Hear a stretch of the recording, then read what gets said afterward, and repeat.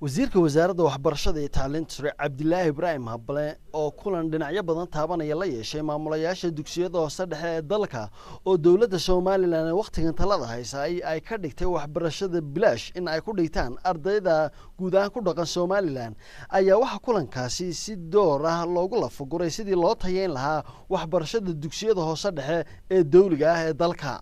waxa kulankaasi goobjoog ka ahaa wasiir ku-xigeenka wasaaradda waxbarashada iyo tacliinta sare Yuusuf Cismaan Garas agaasimaha guud ee wasaaradda waxbarashada iyo tacliinta sare Abiib Axmed Cali guddoonka waxbarashada gobolka Murujeex waxda galbeedka iyo bariga Xuseen Ibraahim Xasan iyo Ismaaciil Ali Faarax Dhubato iyo dhammaanba agaasimo waaxidada wasaaraddaasi ugu horeyn guddoonka waxbarashada ee waaxda galbeedka gobolka Murujeex Xuseen Ibraahim Xasan oo si rasmi ah u furay hadalkaasi ayaa tilmaamay in kulankan uu daaran yahay sidii loo dardargelin lahaa waxbarashada dawliga ah gaar ahaan waxbarashada dugsiyada hoose dhexe ee dalka waxaan jecelahay waxaynu bilaabaynaa haddii la yiraahdo midterm examination imtixaankii yaraa ee termka koowaad ayuu inoo bilaabanaya berrito waxaan jecelahay inaan yaro ogeysiisa oo laga maarmaan idin sheego imtixaanku berrito bilaabanaya timetable-kiisina waa haysataan maalin walba maadada la qaadayo imtixaan la qaaday oo magaalada lala taga ama aqal macallin ma jiray imtixaanka xafiiskaad ku xidhaysa maamulow marka laga soo baxa maadada waxaad ku xidhaysaa ofiska macallinkaa saxaya waa inuu ku saxa halkaa warqada intaasi kadibna wasiirka wasaaradda waxbarashada iyo tacliinta sare Cabdilaahi Ibraahim Habane ayaa ku dheeraaday dadaalada looga baahan yahay maamulada dugsiyadu in ay ka sameeyaan sidii loo tayeyn lahaa macallimiinta wax ka bara dugsiyada hoose dhexe ee dalka iyo aqoonta lagu qaato dugsiyada hoose dhexe iyo nidaamka shaqo ee dugsiyada wasiirka wasaaradda waxbarashada iyo tacliinta sare waxa uu sheegay in ay sameyn doonaan maamul daadejin maamulka dugsiyada hoose dhexe ee dalku u siinaya awood in ay maamulaan waxbarashada dugsiyada hoose dhexe ee dalka isla markaasina mas'uuliyadaasi ay qaadaan wasiirku arrimahaasi arrimo kale ka hadlay waxa uu maamulayaashii waxaan ku yeedhnay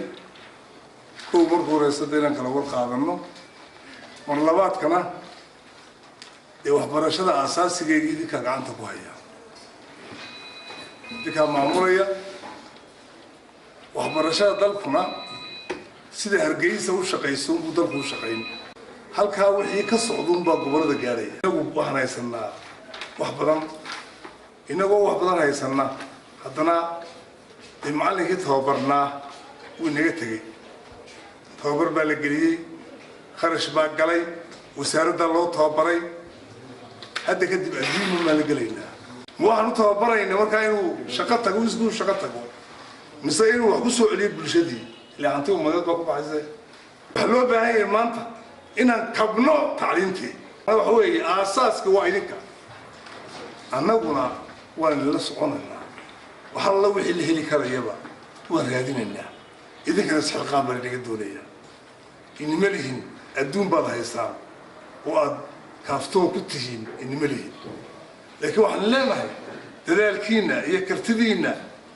isxilqaam oo ninka inoo shaqaynaya iyo kaan inoo shaqaynaya inoo kala duwanaadaan